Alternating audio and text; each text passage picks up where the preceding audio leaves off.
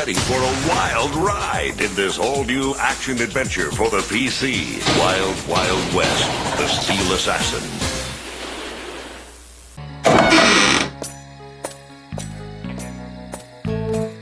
Well, well, it looks like I found the bullpen. This means the bull really was the true executioner of Abraham Lincoln.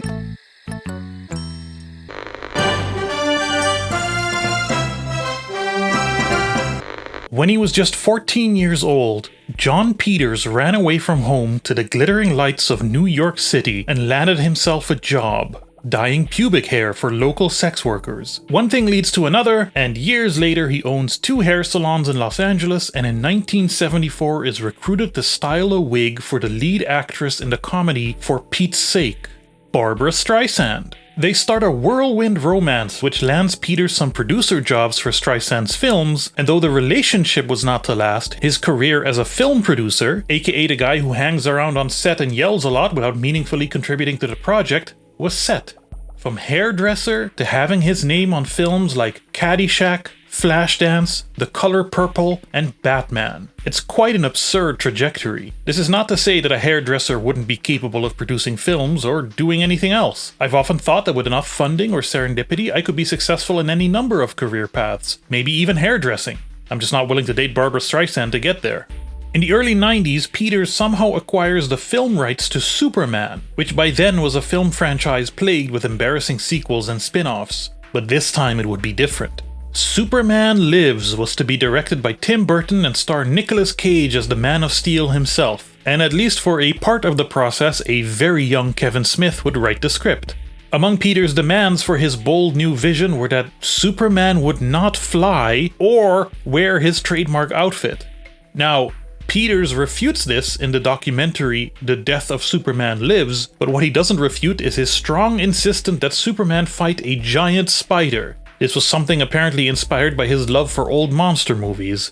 To be fair, from the perspective of, please let's not have Superman fight another guy with similar powers again, I get it. The man had a dream. Either way, the film's numerous issues ended up in it being cancelled before production started, and Peters would move on to another project. I think they didn't totally believe that Tim could make a Superman that would be, commercial. Willard Carroll Smith II needs no introduction, though you may know him as just Will, or Big Willie. By the late 90s, he was on a very steep rise to superstardom, both in the recording booth and as one of Hollywood's most profitable leading men, often as the young and hip guy with a big mouth who happened to have a goofy yet boring white sidekick in such box office hits as Independence Day and Men in Black. Men in Black is actually an important piece of this puzzle. Director Barry Sonnenfeld took an obscure comic book property, made massive alterations to its world and characters, and pumped out a hit movie that got 3 sequels, several video game adaptations, and an animated series with one of the greatest intros of all time.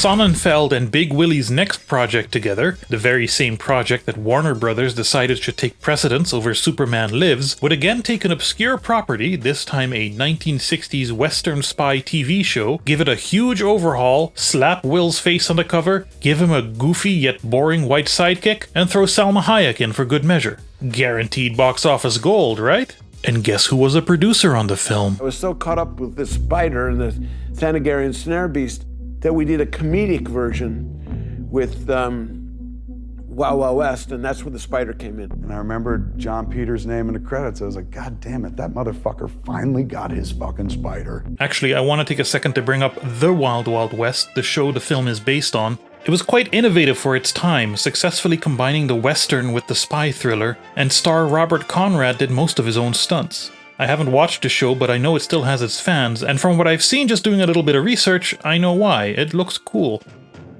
Anyway, for some reason, unlike Men in Black, Wild Wild West was not a huge success, and that reason is because Wild Wild West, unlike Men in Black, is kind of a crap film. Somehow the movie's 6 writers, all of whom had successful backgrounds, were not able to craft a single scene that was engaging or funny. To its credit, for the kind of movie it is, it does some intriguing things with Jim West being a black man in a very racist world, and does not shy away from the consequences of what was at the period the fresh wound of the American Civil War, which I would argue still has not healed to this day and in fact has become quite gangrenous and necrotic. Kevin Kline is having a blast as the geeky but heroic Artemis Gordon, and Kenneth Branagh is doing his absolute best impression of Gary Oldman chewing the scenery like it's prime steak. It's me, dear friends, alive and kicking.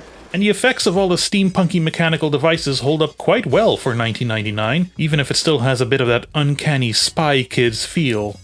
But none of the characters have any real chemistry. Will Smith is phoning it in even by Will Smith standards, and the dialogue is rife with that classic 90s casual misogyny, ableism, and racism. You'll recognize a lot of the jokes as jokes, but you won't laugh once, at least not intentionally. Of course, a 90s comedy action movie starring Will Smith would not be a 90s comedy action movie starring Will Smith if he did not also provide a semi-original hit song for the official soundtrack, and that's exactly why, when you read the title of this video, your brain automatically went...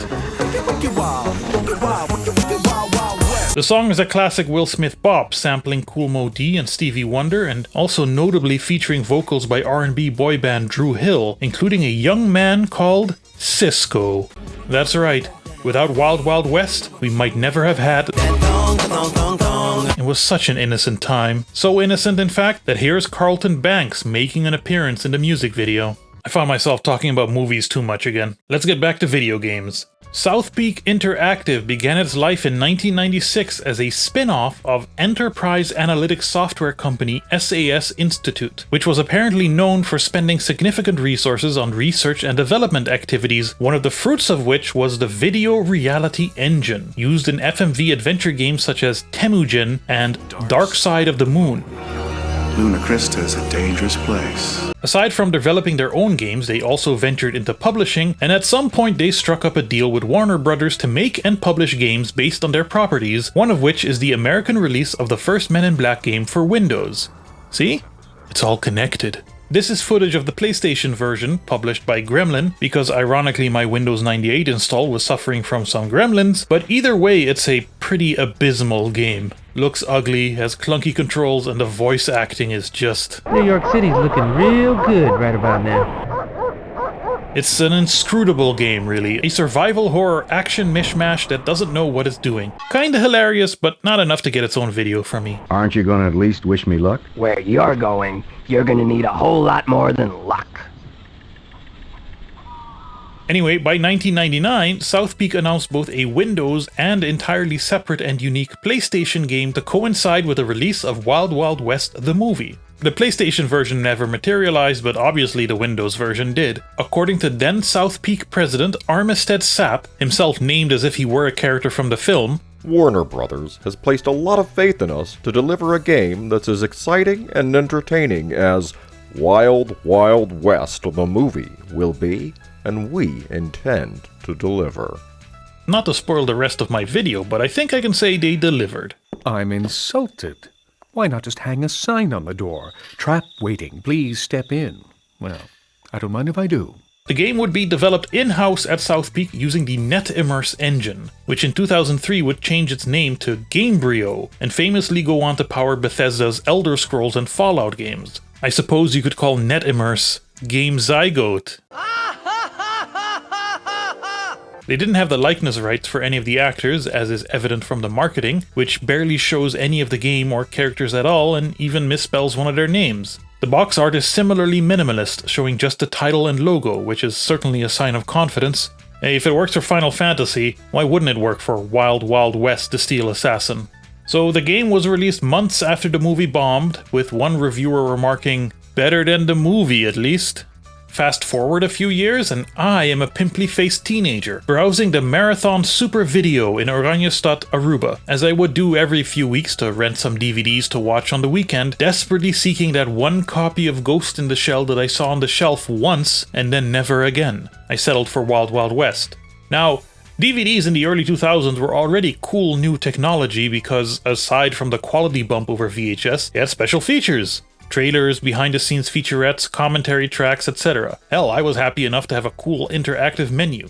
For those of you who may be too young to remember, technology used to get better sometimes. But the Wild Wild West DVD went one step above. If you had a computer with a DVD drive, you could get even more features on your Windows PC.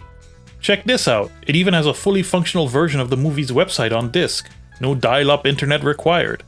What it also has is an installer for the game, and this is how I was introduced to it so many years ago. The disc, however, like all marketing material, is a liar. It's not the full game, it's just a short demo.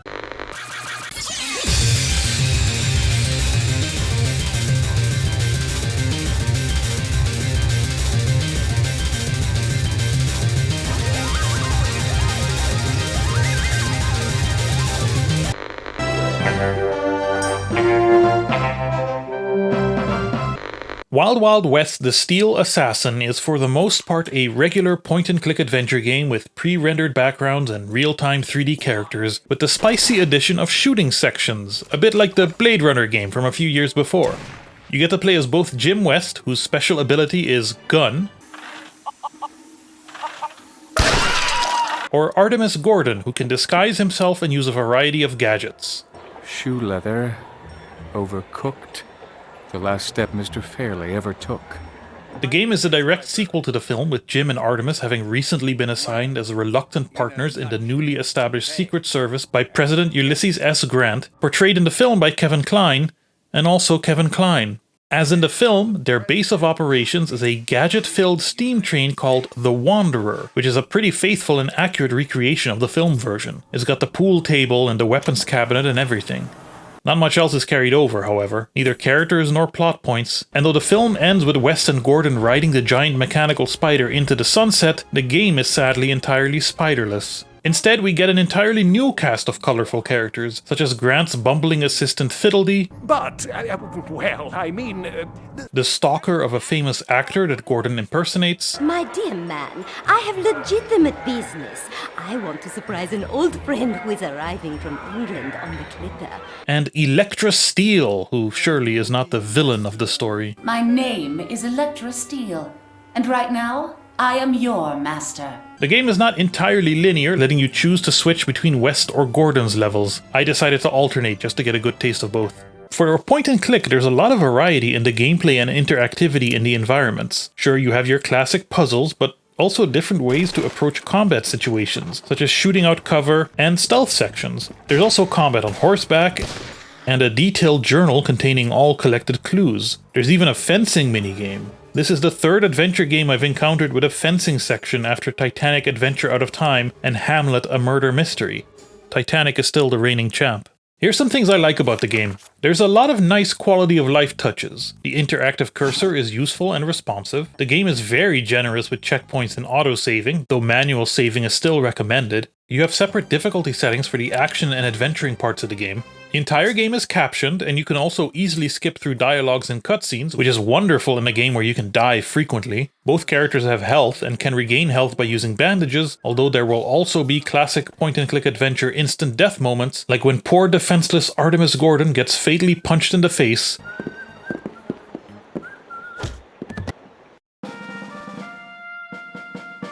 or if Jim decides to light an open barrel of gunpowder with a match for some reason.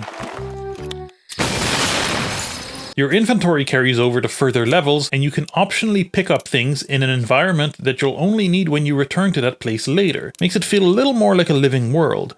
Some of the puzzles are pretty engaging, such as this crosswords one that requires some knowledge of US presidents, and this sliding block one that you have to dive into your journal to find a solution for. Jim has access to lots of guns, from a basic trusty revolver to an automatic shotgun, a sniper rifle, and a goddamn Tesla gun. Gordon, for his part, has some cool CSI tools to inspect evidence. I think there are certain puzzles that can be solved in multiple ways. There's this safe Gordon needs to open to get to the goodies inside, and while I found a combination nearby, Gordon also has a safe-cracking stethoscope, which maybe I could have used. In some levels, you can choose to return to the Wanderer at any time to change weapons or look over documents. There's at least one level where returning to the train is mandatory for progression. I like it. It makes the world feel like it exists outside of just whatever level you're in now. There are 9 levels in total, but only 5 unique locations. While I do think it's neat to return to a place once or twice, I would have liked a little more variety, especially to complement the diversity in gameplay. Now for the bad, and it's pretty bad. Combat while playing as Jim is very clunky. You have to hold your cursor over an enemy and wait for it to get smaller to increase your accuracy, and the whole time you're just kind of standing there waiting to get shot, especially when you have to reload. I know the idea is to hide behind cover, but that isn't always available, and sometimes the enemies are off screen, so as a result, you will die frequently. I get that they were trying to appeal to both traditional and more casual players, but it feels like they missed the mark on both. And as a graphic adventure game, well, it's a graphic adventure game, and therefore quite cryptic at times. On the wharf, you have to get rid of the stalker who could recognize that Artemis is impersonating the actor she so adores. How? Figure it out yourself. Turns out you have to lead her to a particular hole in the wharf. Which one? Figure it out yourself.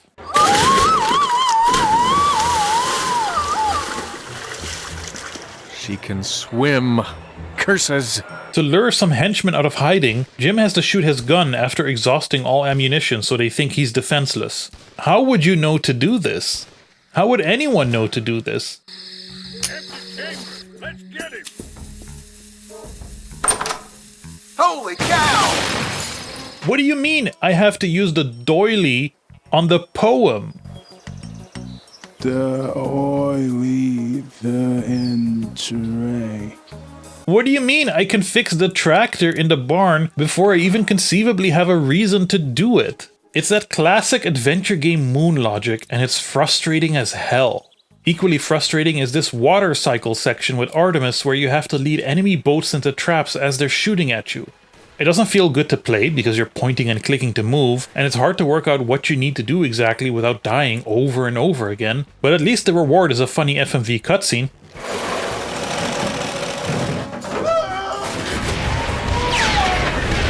Entirely unforgivable, however, is this chessboard puzzle in which Jim needs to find the correct path through without getting zapped. Even if you know how to play chess, it is basically impossible to solve without a guide or releasing an unhealthy amount of stress hormones. That, and the game is quite buggy overall, but more on that later. When I judge an old game visually, I like to take a look at its contemporaries, see what else was done around the same time. So what other graphic adventure games came out in 1999? The Longest Journey, Discworld Noir, Gabriel Knight 3.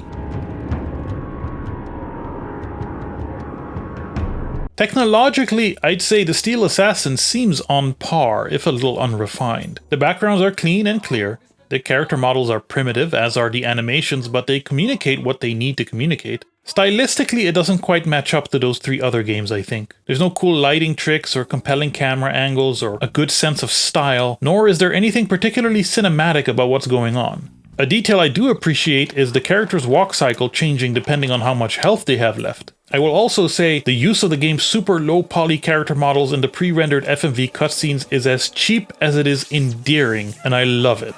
The game's not a looker, but there are a few nice details. There's a lot of reading in this game, from all the documents on Gordon's slide viewer, or, excuse me, my projected light photographical slide reference library, to whatever notes and letters you pick up along the way, and they are all unique and well designed in a way that really helps with the atmosphere. It's a surprisingly intellectual experience, with an impressive dedication to historical accuracy for a game that also has killbots and electroguns. Some of the letters are real historical documents relating to the assassination of Abraham Lincoln, with some additional twists added, like the diary of John Wilkes Booth. And Ford's Theater, where Lincoln was slain, is very accurately recreated in great detail. Almost too great detail, in fact. It's a much larger level than any other in the game, filled with fetch quests and moon logic, and you can explore almost the entire thing. The music, however, sounds awfully MIDI for a 2CD game.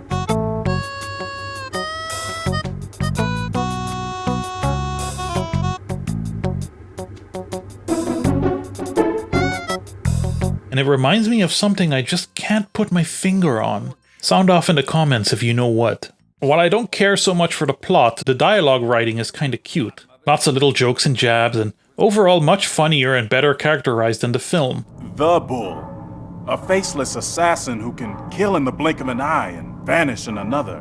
Believed responsible for the deaths of several leading world figures. Sir John Pertwee in England, Gregor Zamza in South Prussia, General Miyamoto. Kris Kringle at the North Pole. A busy man, we get the idea. Jim and Artemis leave wax cylinder recorded voice notes for each other, recapping their missions, and it's a nice diegetic way to get back up to speed if you've taken a break.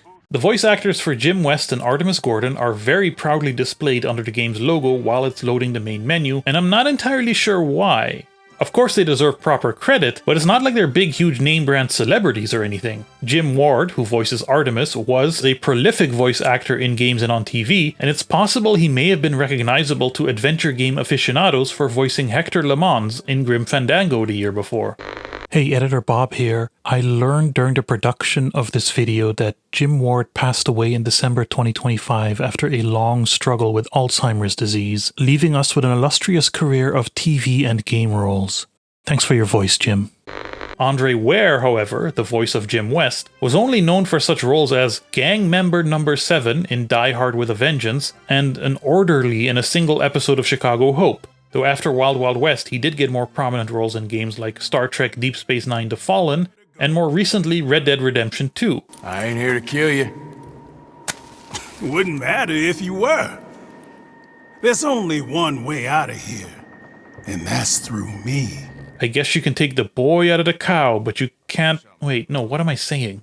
Either way, though neither actor sounds very much like Kevin Kline or Will Smith, they do sound like Artemis Gordon and Jim West, if that makes sense. By this I mean they both did a fine job. As far as the vibe of the game goes, for better or worse, it doesn't quite match the film. It's not as manic or mean-spirited, but I'm not getting much rootin'-tootin' steampunk cowboy either. I don't know, it's a bit all over the place. Artemis hanging out in Ford's Theater has that classic point-and-click casual pacing, whereas Jim's outing in Nevada is more action-oriented. It's the one time in the game you actually head out west, and there's an abandoned town, a saloon, dynamite, a Resident Evil-style puzzle requiring you to put a plaque onto a tomb to open a secret door to an underground lab filled with killbots. You know, some real Sergio Leone shit. Though the game is named after an episode of the show, The Night of the Steel Assassin, it is not related to that story in any way and has an entirely original plot. It's the year 1860-something, who cares? Ulysses S. Grant is the president of a freshly reunited states in the wake of the Civil War, tasked with protecting it from dangers without and within, having recruited U.S. Marshal Artemis Gordon and U.S. Army Captain James T. West into his newly formed Secret Service after they saved him and the nation from the spiderly clutches of the villainous Arliss Lovelace. A notorious international assassin known only as the Bull has retroactively taken responsibility for the plot to kill Abraham Lincoln and is now threatening to do the same to Grant as he is planning to attend a play at Ford's Theater on the 5th anniversary of the assassination. And watch some female play. The story isn't all that interesting or engaging, so I'm just going to do a basic summary here. For the full thing, you can consult the stream VODs. Gordon and West each chase different leads. Gordon follows up on the mysterious death of a security guard at a wharf in Baltimore and infiltrates the production at Ford's Theater disguised as its main actor, encountering some unusual pieces of evidence. These holes are freshly drilled. I wonder what's overhead. And some even more unusual people. Nobody's allowed up here. My dear chap, I'm a member of the cast. And I'm Herman Spittle, the scenic designer. No one's allowed in my shop. Meanwhile, West tracks the escape of John Wilkes Booth after he popped Lincoln from the Surratt house where one of his co-conspirators lived to Garrett Farm and the barn in which he met his demise, putting the pieces together regarding the Bull's role in the plot. Don't be too surprised to find out it involves intricate mechanical devices and anachronistic technology. A gun that lets you see in the dark. Eventually finds their secret base in Nevada, allowing for a true Wild West shootout.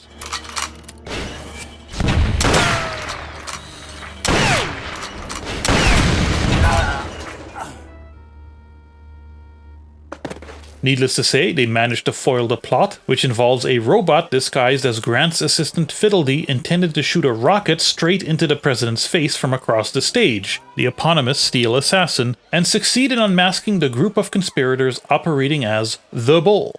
But here's my big problem with the game. It's not that wild, and it's barely West. I know, The name is also a pun because Jim West, I get it, but aside from that little trip to a Nevada ghost town, the entire game takes place in and around Washington, D.C., which, if you'll recall your geography lesson, is not located in the American West. Gameplay-wise, its biggest flaws are the same as that of any other turn-of-the-century graphic adventure game. Moon logic, weird pacing, story that kind of meanders. Makes me wonder why they made it a point-and-click and not a more straightforward action game. You could still have gadgets, you could still have quiet moments of investigation, but also the shooting and action may have been a bit more pleasing to play. Like a lot of adventure games, it presents you with systems as if they're going to be used frequently when they are not. Gordon's detective tools are presented as a direct alternative to West's guns, but while West spends half of the game shooting, Gordon only plays Steampunk CSI a handful of times, and half his tools remain stowed on the train for the entirety of the game, labeled as broken. He can also use disguises, yes, but that amounts to just clicking once to put on the relevant costume, and it's not like they're particularly elaborate. He gets a bit of stealth too, but other than the lack of gun combat, his core gameplay isn't very distinct from West's. And that actually brings me to one of the game's great missed opportunities. For all the film's many flaws, its central premise is this odd couple dynamic. Smooth and cool Jim West and his dorky but earnest and inventive partner Artemis Gordon. Same goals, very different methods. To whatever extent it exists, that is the heart of the film. But because the game rarely has Jim and Artemis interact, that dynamic is missing here entirely. Sure, it's a sequel to the movie and they are already partners, but there's barely any conflict or drama between them. When it comes down to it, the game hardly ties into the movie or even the TV show at all. Yeah, you've got the train, and President Grant mentions the name Arliss Lovelace once, but it does not match up to the weird vibe of the movie at all, nor does it mine any concepts or characters from the show as far as I can tell. What replaces these things is more gadgets and an admirable dedication to weaving in some real history. Well, almost admirable. In this interview with the game's producer Jim Simmons, the interviewer astutely points out that, in spite of being a silly action movie, the film is not afraid to point out and engage with the inherent conflict of Will Smith's character being a black man with some authority in a white Wild West that does not respect him. How about this? You can come as my manservant.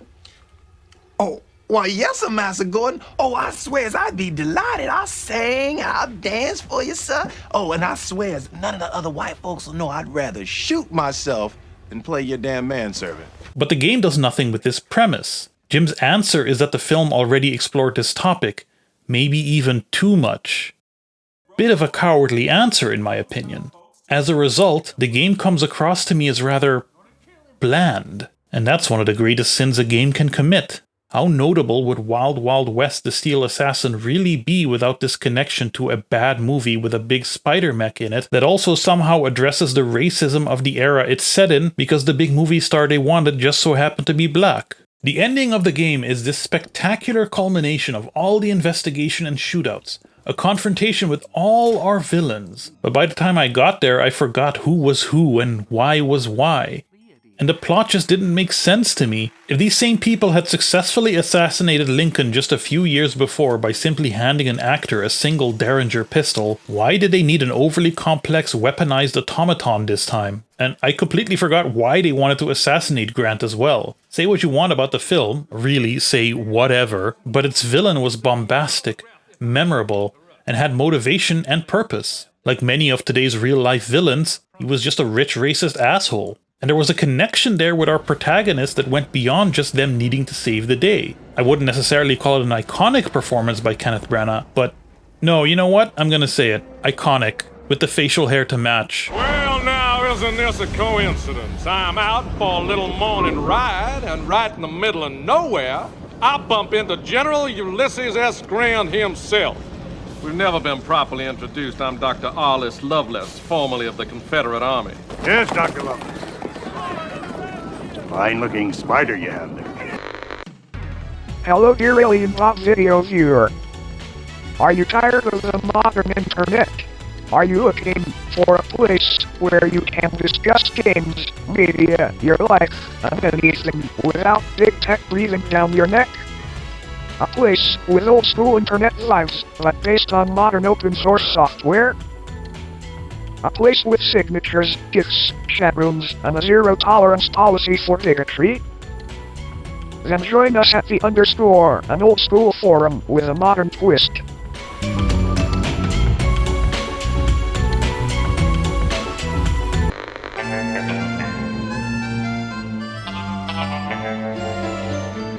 Now we're at the point of the video where I tell you how to run and play the game yourself, if you so wish, and yeah, this is another tough one. Not available to buy anywhere legit, of course, and it's not gonna run on your modern Windows machine, alright? No DG Voodoo 2, no nothing, just forget about it. This thing was designed for a Pentium 2 and runs on an engine that is not renowned for its reliability. I couldn't even get it to run on my real Windows XP machine without significant graphical glitches. We're talking characters flickering, we're talking backgrounds not loading at all, the works. This video was meant to come out a year ago, but that's how long it took for me to get it running properly. Eventually, with a lot of tinkering, I got it to work in a virtual machine. Don't ask me what the tinkering was, it's literally just fiddling with settings until things work and I yell, "Hallelujah!" I should probably start writing these kinds of things down. Either way, it worked for me eventually using PCM and Windows 98, or VMware Workstation with Windows XP. But even though everything else was running smoothly, dialogue text just wouldn't show up at all. Thankfully, there's a fix available for that. Just a simple patch, linked in the description. Even then, I had quite a few game-breaking bugs that required full game restarts or save reloads, or messing with the game's graphical and sound settings, the most abominable being this cabinet in the theater that got a mind of its own and in the process didn't allow me to interact with anything else anymore. Would this have been the 1999 experience playing on period-accurate hardware and operating system? I don't know, probably. If you are using a disk image downloaded from the internet, you have a high likelihood of encountering a game-breaking hard crash at the start of Artemis's first Ford's Theater level. The intro plays, the level loads, the game crashes. Every time. This is my worst nightmare when I'm recording footage for obscure games like this. I've already invested hours into playing it. I've invested many more hours into trying to get it to run in the first place. I have committed time to play it, research it, write about it, and edit a whole dang video that I hope will make me a few cents. If I'm to have any authority on the subject, I need my experience to be complete. But I am nothing if not persistent. The crash is caused by the CD images that are available on most abandonware sites being unnoticeably corrupt in some way. I know this because I put my real CD into my cheap external drive and linked it through to the virtual machine running the game, and it worked! For the sake of having options, I have ripped my discs, tested them, and slapped them onto archive.org. Link in the description. Using a real disc reminded me of part of the experience you don't get running stuff from images. Loading times. What a concept. Like I mentioned before, this is an adventure game full of moon logic, so feel free to use a guide. I used this one from the Universal Hint System, which was nice because it's entirely spoiler-free thanks to the power of hypertext. Wild Wild West: The Steel Assassin was the last game that South Peak would develop in-house. Just a year after the game's release, SAS finally realized the ultimate truth, that the video game business is more heartless and cruel than enterprise software ever could be. This is still the case today. They sold off the South Peak brand, and for much of the Wild Wild West dev team, it would be the end of their career in video games. This new South Peak, focused only on publishing, was essentially an entirely new company just wearing the South Peak brand. In 2008, its owners did something called a reverse merger takeover with a special purpose acquisition company to become publicly listed, and just the thought of all this financial instrument manipulation stuff makes my nose bleed, so we'll stop it there. They published some notable games like Velvet Assassin, Dementium the Ward, and Two Worlds, some of which came to them through their acquisition of the Gamecock Media Group. Gamecock. Us gamers, am I right? Following this, they were plagued by a number of legal issues, which included accusations of breach of contract, failure to deliver games, and a complex intellectual property quagmire involving the deadly serious My Baby franchise. Game companies do what game companies do, which is mostly lose money, and in 2011 South Peak got delisted from the New York Stock Exchange, and the failure that very same year of Stronghold 3 would lead to them ceasing all operations. So it goes. Will Smith. Man, what do I even say about Will Smith? 6 Degrees of Separation, but also I, Robot and I Am Legend. Ali, but also After Earth and Bright. Fairy lives don't matter today. Sure, massive movie and music hits, a ton of awards, but also, you know. Wow!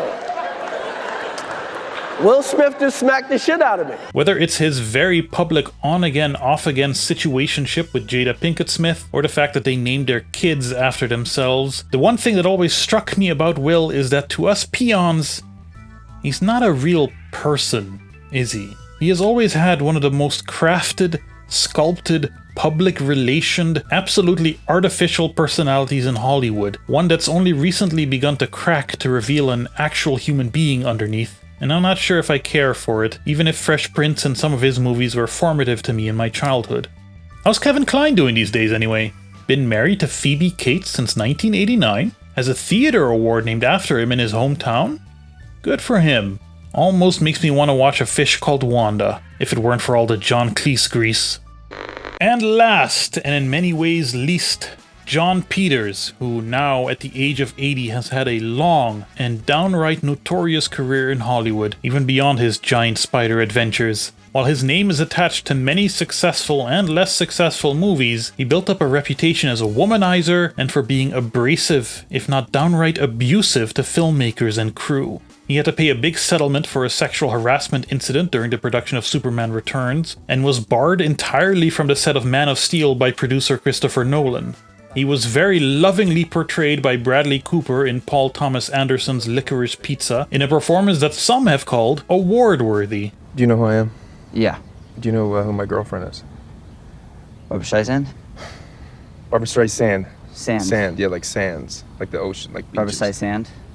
No, like Streisand. He's widely considered a joke of a man, one of Hollywood's great buffoon producers. A real piece of shit. Slicked back hair and sloppy steaks and all. But he made a lot of money, so he got away with it. Because our society tolerates this kind of behavior if you're rich enough. Personally, I think his contribution to the world would have been more positive if he had just kept the dyeing pubic hair, even if that does mean we'd have lost out on Kevin Smith telling a funny story, or a computer-generated homunculus of Nicolas Cage as Superman fighting a giant spider in 2023's The Flash.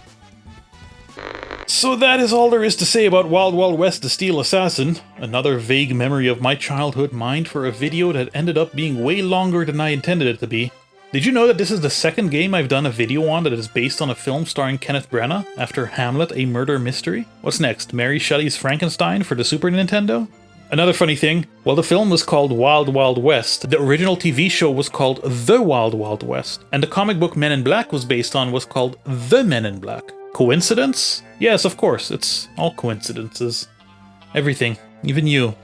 Anyway, thanks for watching, you know the drill. If you're super cool and made it this far, write "It's all coincidences" in the comments.